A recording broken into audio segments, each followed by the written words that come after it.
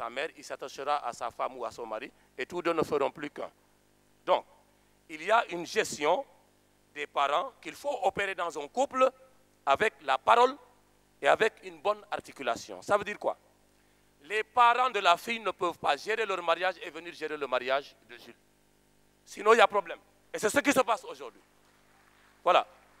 Les parents, dès l'instant qu'ils s'immiscent profondément dans un couple pour le gérer à leur manière, ils oublient qu'ils se sont mariés en 1951 et que le couple d'aujourd'hui est marié en 2014. Et il y a quand même une différence de vision et de gestion. Or, Neysan, beaucoup de couples aujourd'hui souffrent de l'immixtion, pour ne pas dire de l'ingérence, parentale dans la, comment on appelle ça, dans la vie de ces jeunes. Beaucoup de couples de jeunes n'ont pas de problème. Ce sont les parents qui constituent les problèmes. Donc, il s'agit aussi de les gérer. Parce que nos parents africains n'ont pas de compte en banque. Mon papa n'a ouvert aucun compte en banque. Ma maman aussi. Ils se reposent. Mais ils avaient dit, notre compte bancaire, ça sera nos enfants. On va investir sur les enfants pour que demain, les enfants nous prennent en charge. Même les religieuses et même les prêtres. Voilà. Quand j'avais quelque chose, je lui payais du vin. Bon, ça agrémentait les choses. Mais pour dire quoi? On n'a pas le droit aussi de se dire, l'homme quittera son père et sa mère et laisser son papa sans nivaquine, sans sirop et sans comprimé. C'est criminel, ça. C'est criminel. Et donc, nous sommes en Afrique, même s'il faut garder, sauf les dispositions qui font que c'est d'abord notre couple. Quand on se marie, vous les femmes, on se marie aussi d'une certaine manière avec la famille. Nous sommes en Afrique. Nous ne sommes pas en Europe. À 18 ans en Europe, on te laisse partir comme un oiseau. Et tout ce que tu as, c'est pour toi. Mais ici, non. Nous avons nos parents à gérer jusqu'au bout. Ça veut dire que dans la gestion des ressources humaines, il faut les deux. Une bonne articulation entre la séparation avec les parents, mais aussi le coaching des parents jusqu'à ce que le Seigneur les prenne d'ici. Parce que le Seigneur, les parents te béniront comme ils peuvent aussi te maudire. Le musibala. Ensuite, la gestion des ressources humaines des amis. Ça veut dire quoi? J'ai dit tout à l'heure, il faut oser être un kilifa quand on est marié. Cela va nécessiter une certaine rupture par rapport aux amis. Il ne s'agit pas de les mettre de côté. Parce que ce que nous sommes aujourd'hui, c'est d'abord grâce à Dieu, grâce aux parents, mais aussi grâce à l'apport des amis. Mais il faudra donner la priorité à sa femme et à ses enfants. Ça veut dire, les after-work là, dès qu'on descend du boulot, boy, tu es où? Je suis encore au bureau. Bon, je te précède chez Alex, ou bien je te précède à, je ne sais pas où là. Voilà, pour qu'on prenne le pot. C'est bien. Mais viens au moment où tu n'auras plus le temps, les gars. Tu auras le temps de ta femme. Cours. Tu n'as pas honte ou tu n'as pas peur de ta femme, c'est parce que tu l'aimes. Boy Ramsach, Sakana Moujabar, Ramal. Ya Khamfin Kodjele. On y va. Donc, la gestion des amis, pour pouvoir oser leur dire, Gaï, je ne viens pas aujourd'hui, je m'occupe de mes enfants. Et grâce à Dieu, il y en a qui le font, comme il y en a aussi Ndeysan, il y en a Yoko Faïda. Alors, les belles-mères, ça aussi c'est des secrets de l'amour. Et je crois qu'on dit dans la tradition que quand tu veux garder ton mari, il faut aimer sa maman. C'est un secret de... Bon, je ne sais pas si c'est vrai, moi je n'ai pas de femme, mais bon, je crois que c'est bien aussi. En tout cas, ceux qui aimaient ma maman, je les aimais beaucoup. Voilà. Donc, les belles-mères aussi, ce n'est pas évident. On ne se marie pas systématiquement pour la belle-mère, mais la belle-mère est à considérer. Le beau-parent est à considérer. Parce qu'il est difficile de m'aimer et de haïr ma maman.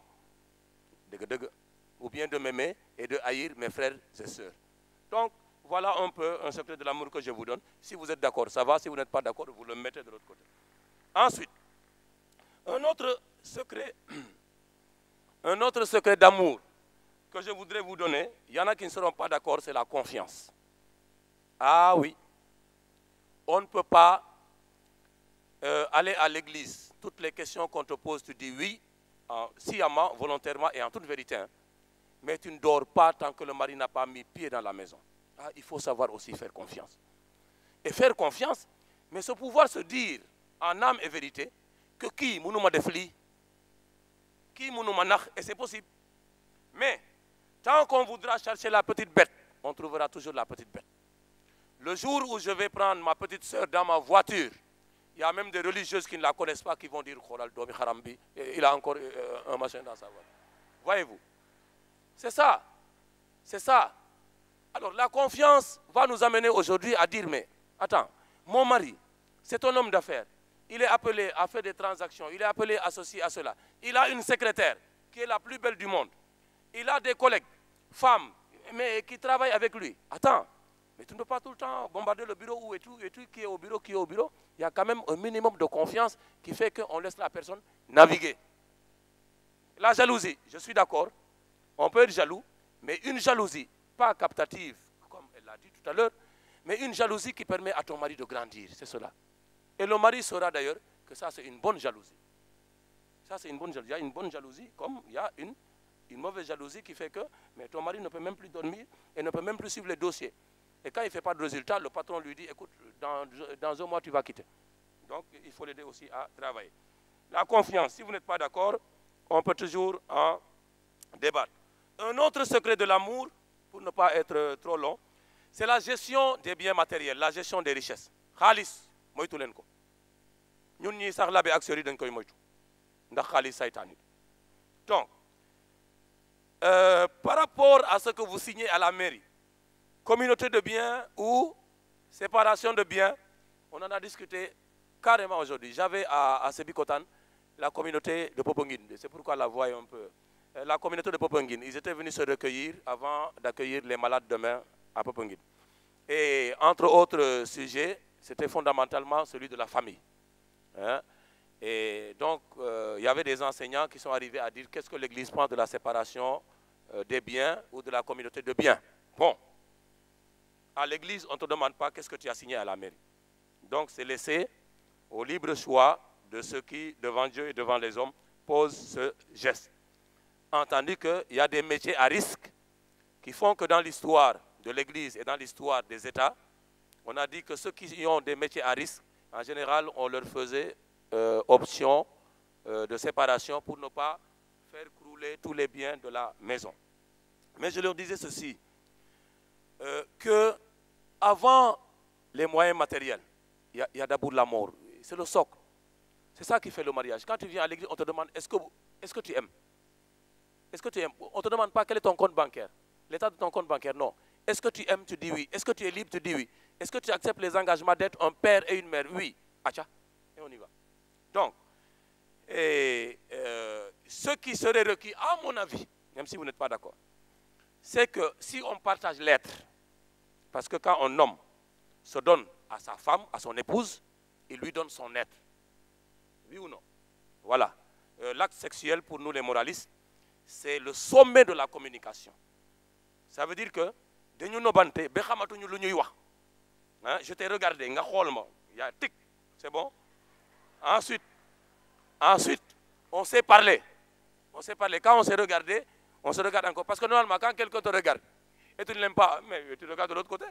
Oui. Mais quand tu regardes, il regarde, tu fais ça.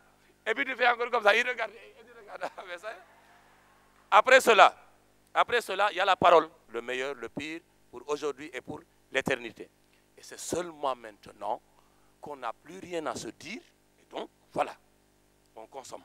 C'est cela. Donc, s'il en est ainsi, et qu'on donne son être, mais son avoir qu'on va laisser ici. Voilà.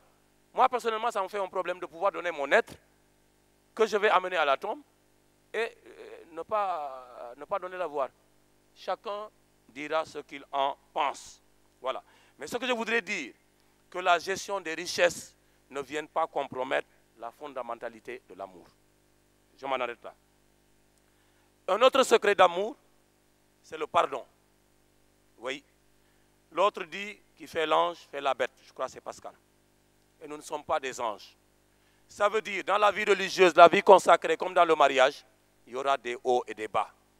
Et si vous demandez à ceux qui ont 50 ans de mariage, ou ceux qui ont 60 ans de mariage, s'ils n'ont pas bâti cette connexion sur le pardon, ils vous diront que peut-être tous les jours, ils se sont dit, chérie, je te demande pardon. Savoir se mettre à genoux et dire « je t'ai manqué de respect la dernière fois et je te demande tout simplement ton pardon ».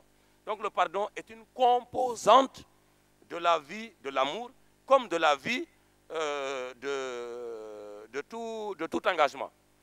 Et il est même dit que thérapeutiquement, le pardon est bon.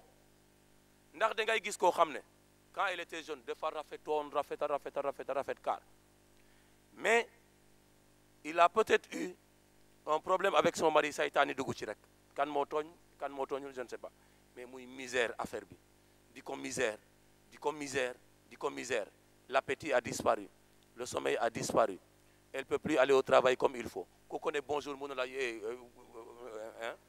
voilà on va l'amener à l'hôpital on fait un scanner on prend la goutte épaisse on lui fait un scanner de l'orteil un scanner de l'oreille on ne trouvera rien du tout parce que c'est une misère. Une misère. Donc le pardon aussi nous permet d'aller au-delà et de laisser notre cœur ndeysaan en paix. Et quand le cœur a pardonné, même si on n'oublie pas, eh bien ça marche un peu. Voilà, on navigue. Donc ça aussi c'est un des secrets de l'amour. Oui, je vais parler, je viens de Sébikotane et je rentre à Sébikotane. Alors, un autre secret de l'amour, il en reste 2 ou 3. Un autre secret de l'amour, c'est de se dire quand même qu'il n'y a pas de mariage que de joie. Il n'y en a pas. Dans notre vie, il y a des ombres et des lumières. Et que dans un couple, il y aura systématiquement de l'ombre et de la lumière, de la joie comme de la peine. Mais aujourd'hui, il y en a qui ne préfèrent que la souffrance. Eh bien, le pire là, le pire dans le mariage, ça peut être la stérilité. Se marier et ne pas materner, comme on dit. Se marier et ne pas avoir d'enfants.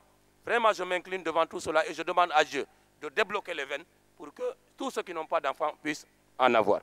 Parce que nous savons en Afrique la difficulté ndeysaan de vouloir donner la vie et qui est blocage. Mais, quelle que soit l'intensité des ténèbres, il fera jour quand même. Ce fut le cas pour Abraham, ça avait traîné. Ce fut le cas pour Anne, la maman de Samuel. Ce fut le cas pour Élisabeth, qu'on appelait la femme stérile, car rien n'est impossible à Dieu. Donc, bon courage. Ça peut aussi être un aspect de la souffrance.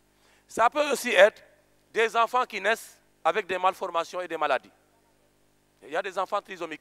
On ne l'a pas demandé à Dieu. On peut même faire ce qu'on appelle un diagnostic prénatal et on te dit l'enfant sera comme ça. Ah, maintenant, à toi de dire c'est le Seigneur qui me donne ou de dire je ne reçois pas. Je ne connais personne ici, mais je dis tout simplement que ça peut faire partie du pire. Le pire ou la souffrance, ça peut aussi être l'alcoolisme.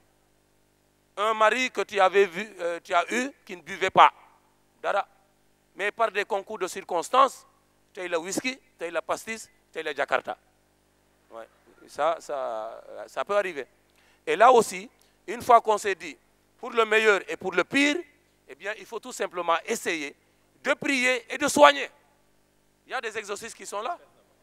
Si c'est Satan, si c'est par Satan que la goutte de l'alcool est passée, allez les voir et qu'on puisse aider la personne. Il ne faut jamais renier quelqu'un, même dans ces catastrophes-là. Il y a la reka mouinan. Il y a la reka mouinan. Peut-être qu'il ne le dira pas, mais il peut avoir une blessure foncière. Ça peut être aussi la drogue. Un mari qui prend de la cocaïne, eh ben, qu'est-ce que tu veux? Et que la cocaïne rend violent. Ça aussi, ça peut être la souffrance. Comme ça peut être aussi la perte du boulot. Tu avais 1 milliard et tu te retrouves avec 10 francs Tchikali Sénégal dans ton compte bancaire. Non, je crois que c'est 50 000 qu'on garde dans un compte bancaire. Voilà. Donc, en tout cas, de 1 milliard, tu reviens à 50. Mais vie, voilà, Dieu ne t'a pas créé avec 1 milliard. Voilà, il t'a créé ex nihilo.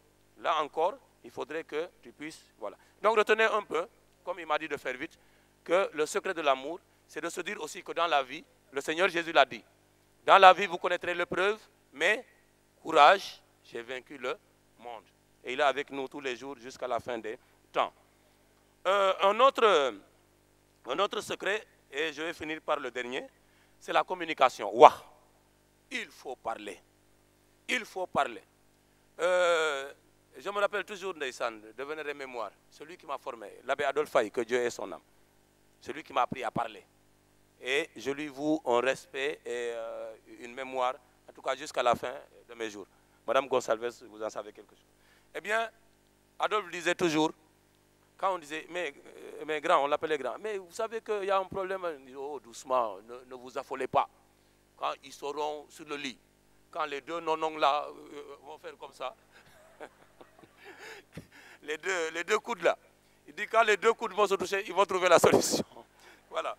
Mais c'est pour dire tout simplement, c'était pour dire que tout se règle à travers la communication.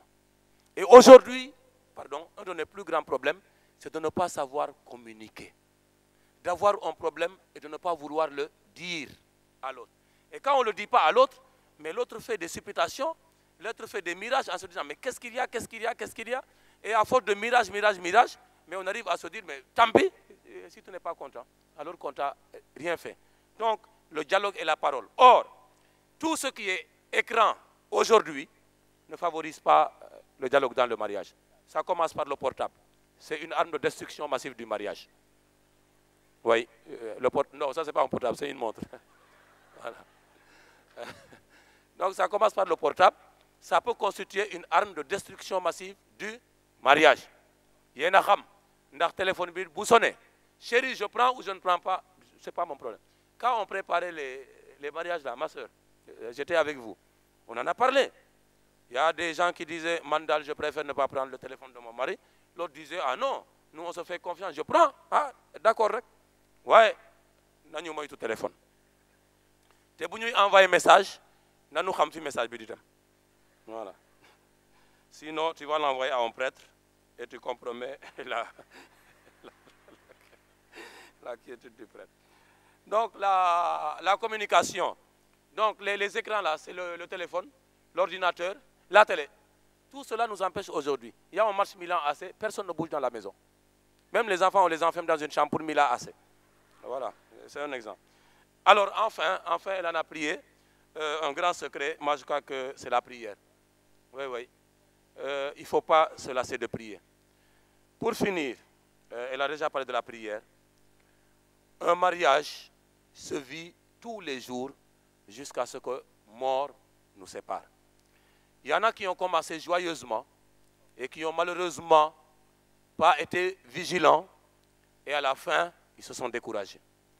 Il y en a qui ont commencé lamentablement, qui se sont ressaisis et qui sont allés à la fin. Mon souhait, c'est qu'à partir de ce secret que je viens de vous donner, ceux qui sont dans la joie, persévérer dans la joie et dans l'espérance. Ceux qui ont à refaire, parce que la vie chrétienne est un recommencement, ceux qui ont à refaire, n'ayez pas honte de refaire. Seul celui qui a honte est celui qui n'a jamais essayé. Donc, si vous avez essayé et qu'il y ait quelques troubles, le Seigneur est là. Invoquons son secours et il viendra à notre secours. Que le Saint-Esprit vous donne et nous donne la claire vision de ce que nous avons à faire et la force de l'accomplir maintenant et pour les siècles des siècles. Amen. Il a envoyé ses serviteurs afin qu'ils viennent planter dans vos cœurs sa parole. Amen. Tout le monde a reçu, non? Alléluia. Puisque cette parole que vous avez reçue germait en vos cœurs et portait du bon fruit. Un bon fruit qui demeure. Alléluia. N'est-ce pas encore une occasion de louer le Seigneur? Parce qu'il a fait quelque chose de merveilleux pour nous. Alors on va se lever pour louer le Seigneur. On va se lever pour danser pour Jésus-Christ. On va se lever pour acclamer Jésus-Christ. Alléluia.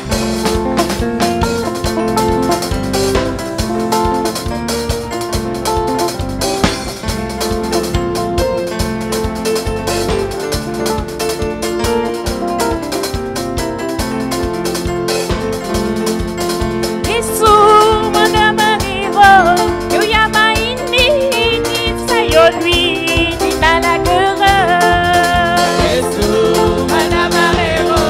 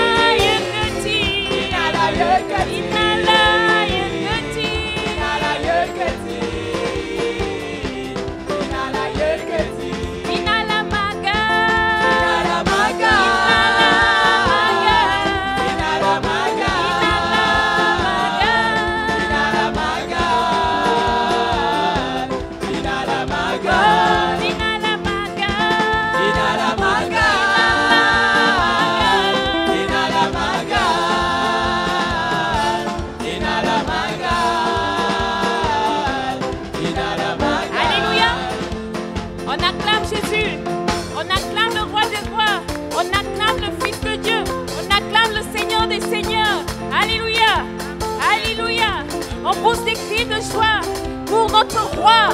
On pousse des cris de joie pour le roi de gloire. On élève Jésus. Alléluia. Alléluia. Alléluia. On danse pour Jésus. Inala fecha. Inala fecha. Inala fecha. Inala fecha. Inala fecha. Inala fecha. Inala tachu. Inala tachu. Inala tachu. Inala tachu. Inala tachu. Inala tachu. Inala tachu. Inala tachu. Inala tachu. Inala tachu. Inala tachu.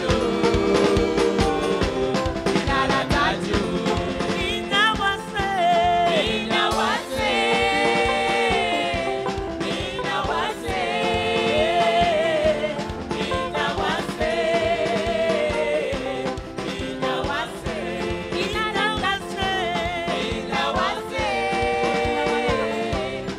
Inawase. Inawase. Inawase. Inawase. Jésus, je veux t'acclamer. Tu as fait des choses grandes pour moi. Sois remercié. Jésus, je veux t'acclamer. Tu as fait des choses si grandes pour moi. Sois remercié. Sois remercié. Sois remercié. Sois remercié. Sois remercié. Sois remercié. Sois acclamé. Sois acclamé. Sois acclamé. Sois acclamé. Sois acclamé. Alléluia. C'est magnifique de témoigner de l'amour. C'est vrai qu'il y a beaucoup de couples qui pourraient témoigner et qui pourraient dire mieux que nous. Mais comme le déclare la Bible, s'il est bon de taire les secrets du roi, les merveilles de Dieu, on les publie. Et ce soir, avec vous, ce sont les merveilles de Dieu que nous voulons publier. Alors voilà, nous sommes mariés depuis 1999, le 30 octobre. Florence et moi, Michel. Je veux dire, c'est quelque chose qu'on n'attendait vraiment pas. Parce qu'on se connaissait depuis au moins 10 ans. On était ensemble dans la même communauté, en l'occurrence Jeune Espérance. Ce n'était pas dans nos plans. Et voilà qu'un soir, en revenant de Saint-Louis, d'une campagne d'évangélisation, dans notre fameux bus,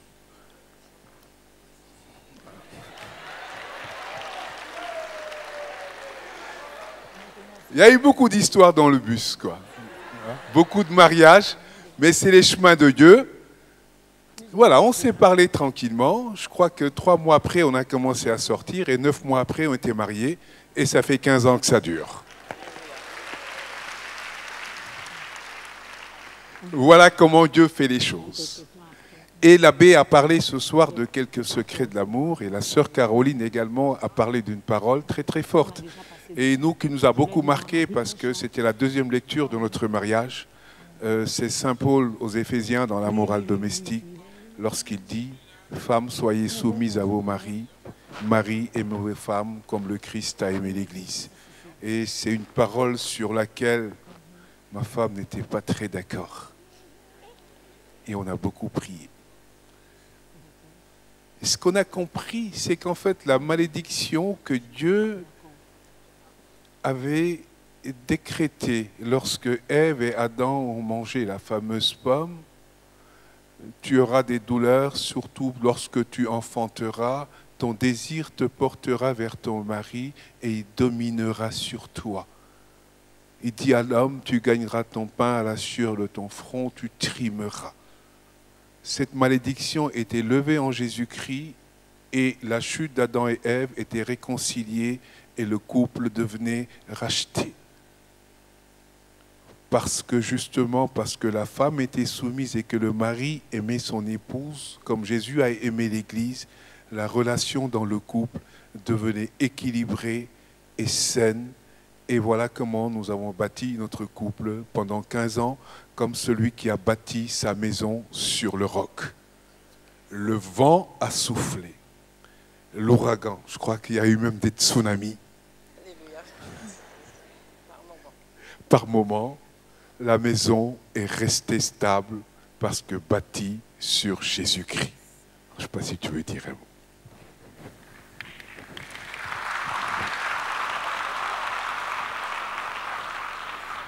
Alléluia.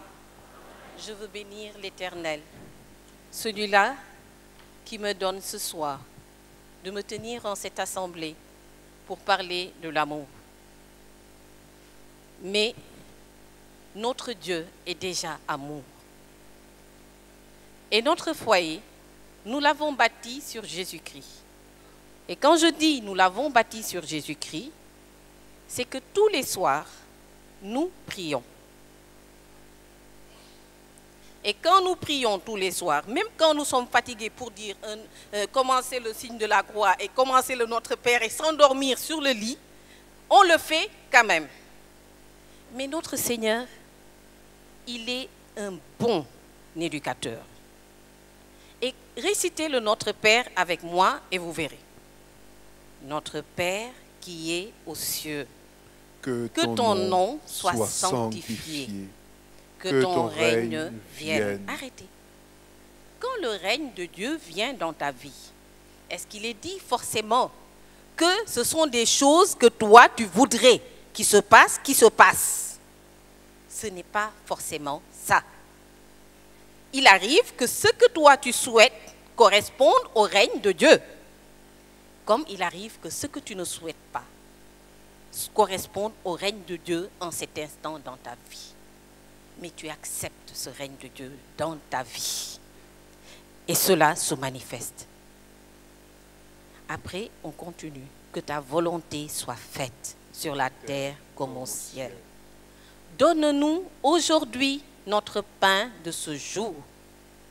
Quand les épreuves financières, les difficultés et tout ce qui s'ensuit survient, on s'arrête au jour le jour pour demander ce pain quotidien à notre Dieu.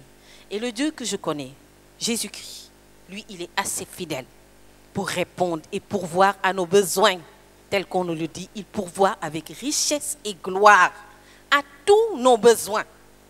Mon mari me disait, Dieu ne pourvoit pas à tes caprices. Je dis, ça dépend de la relation que tu as avec Dieu. S'il est ton Père et que ton Père sur la terre pourvoit à tes caprices, combien Dieu qui est Père et qui est meilleur que ton Père terrestre ne pourvoira pas? La parole dit à tes besoins. Alléluia. Parfois au caprice. Et après ça, il dit, pardonnez-nous nos offenses comme nous pardonnons. Mais imaginez quand vous vous êtes disputés. Est-ce que vous allez dire, pardonne-nous comme nous pardonnons? Alors vous allez dire, pardonne-nous, et puis vous allez chercher une formule. Et comme on ne veut pas tricher, on est obligé de se réconcilier. Et on entre dans la parole qui dit qu'on ne passe pas la nuit sur notre colère. Amen. Je vous dis, le Notre Père au quotidien suffit à entretenir jour après jour l'amour dans le foyer. Parce que l'amour dans le foyer, c'est un mouvement continu. Michel me dit, sorti ma deftila. Tu mets du tien et moi aussi je rajoute. Et c'est comme ça qu'au quotidien, notre amour est entretenu par la grâce et le secours de Jésus-Christ notre Seigneur avec l'intercession de la Vierge Marie. Je suis le père Bruno Assaline Diata. Il m'a été demandé de faire un témoignage de vie. Je vous parle de ma vie privée. Donc, je n'étais pas chrétien et je ne suis pas issu d'une famille chrétienne. Enfant, j'étais timide. Adolescent, j'étais terrible. J'ai dirigé des grèves. On a fait ce qu'on pouvait. Et plus je grandissais, j'avais mes projets. Et un jour, j'ai rencontré une jeune belle fille qui était très belle et que je considérais qu'elle était la plus belle fille de tout dans le monde. J'avais des projets extraordinaires avec elle. Les parents s'étaient opposés. J'en étais tombé malade, tellement je l'aimais.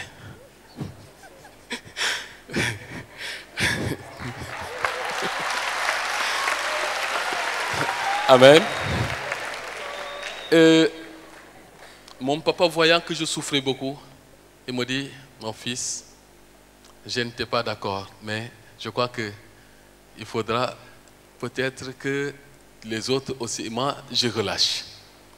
Et voilà que j'ai continué, on a continué, j'étais terrible, je menais ma vie, j'avais une boucle d'oreille, et puis je menais la vie. Après j'ai eu le bac, je suis venu à Dakar, et à l'université, j'avais déjà mes projets pour faire la bamboula à l'université. Et un jour, je suis tombé malade, je n'étais pas chrétien, pendant le mois d'octobre. J'étais chez ma maman. Dès que j'ouvrais la porte, j'entendais « Je vous salue Marie, pleine de grâce ». Je refermais tranquillement la porte et je repartais. Elle me dit « Mais tu ne viens pas ?» J'ai dit « Je reviens tout de suite », mais je revenais le lendemain. Pour faire tout, je faisais tout pour être là avant la prière. Et un jour, elle me dit « Nous avons une prière le 31. Peux-tu venir pour voir ce qui se passe ?» Le 31, tu m'as bien regardé. Et puis, elle s'est désolée. Je crois qu'elle s'est mise à prier. Et j'étais tombé malade après. On m'a soigné. Ça n'a pas marché. On était au parcelle. Et finalement, en désespoir de cause, elle avait beaucoup insisté pour que j'aille avec elle au renouveau. J'ai refusé. Et un jour, j'ai accepté de partir. Arrivé, c'était à mi-pas, Yves Tedoulé. On priait les lundis. Et arrivé, il y a la statue de la Vierge Marie qui était là. J'étais de l'autre côté. Tout à coup, j'avais envie de sortir. C'est comme une voix me disait, quitte la salle. Quitte, je t'ai coincé, je ne voulais pas déranger. Mais je vous assure, je voyais les gens qui étaient dans la joie, qui applaudissaient, chantaient. Moi, je ne... Et quand je suis sorti de là, j'ai senti une chaleur m'envahir au sortir. Pendant un mois, je ne dormais pas, mais pour une première fois, j'ai dormi comme un bébé. J'étais guéri le lendemain. Pourtant, on avait fait tous les examens. Du coup, j'ai eu le désir de devenir chrétien. Et puisque c'était en cours d'année, j'ai demandé à ma maman de m'aider avec les prêtres des martyrs. Et puis, on a tout fait. J'ai commencé ma catéchèse en février. En avril, j'ai été baptisé. En mai, j'ai été confirmé. En octobre, j'étais au séminaire.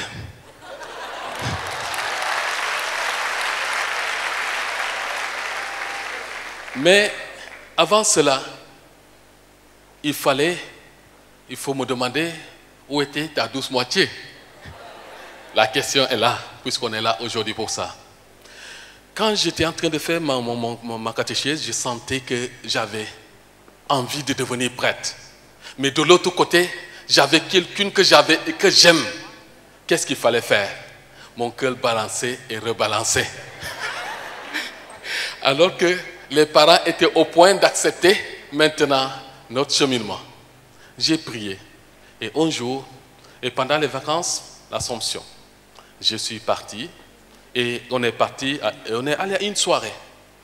Je me suis décidé, j'ai beaucoup prié.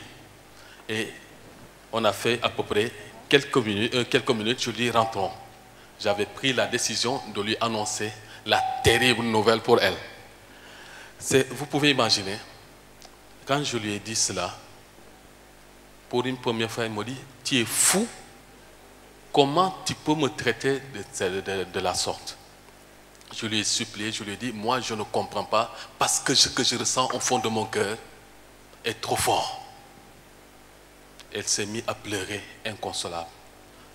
En marchant, j'ai commencé, parce que c'est le renouveau qui m'a appris à prier, j'ai commencé à intercéder. J'ai dit, Seigneur, franchement, si c'est toi qui m'as appelé, je t'en supplie, fais quelque chose. Parce que si elle n'accepte pas, moi aussi je ne viendrai pas.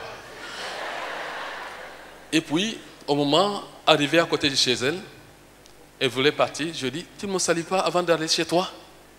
Elle se retourne, je la salue, pour tourner, elle retient ma main. Elle me dit, si c'est Dieu qui t'appelle, je te donne la permission.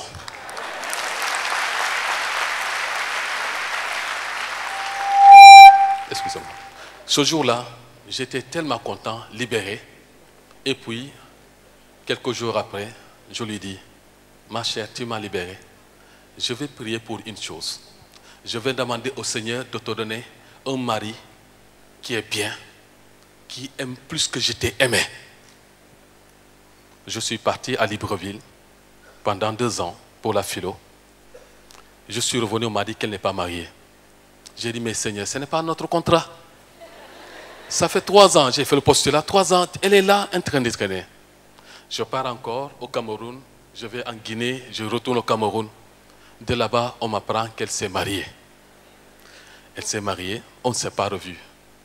10 ans après, on se revoit. Je lui dis, on se voit. Je lui dis, comment ça va? Elle me dit, ça va très bien.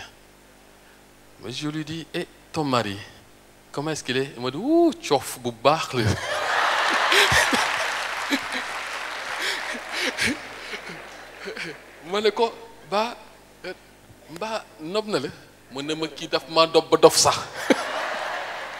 il m'aime à la folie. Et je sais qu'il n'aime que moi. Et j'ai dit, gloire à toi, Seigneur. Aujourd'hui, elle a 4 enfants. Un enfant, 2 jumeaux, puis un autre enfant. Et moi, je chemine. Elle chemine avec son couple. Et Jésus, dans notre cheminement, a voulu que je sois prête. Elle devienne mère. Avec un très beau foyer. Je connais son mari. Et puis, je bénis le Seigneur. Et puisqu'on est là aujourd'hui pour cela, il y a des jeunes parfois qui m'interpellent. Comment est-ce que je dois faire? Je leur dis, priez le Seigneur et prenez la bonne décision. Et que le Seigneur nous donne beaucoup d'onction aujourd'hui pour les mariages. Que le Seigneur nous donne beaucoup de grâce pour les ministères.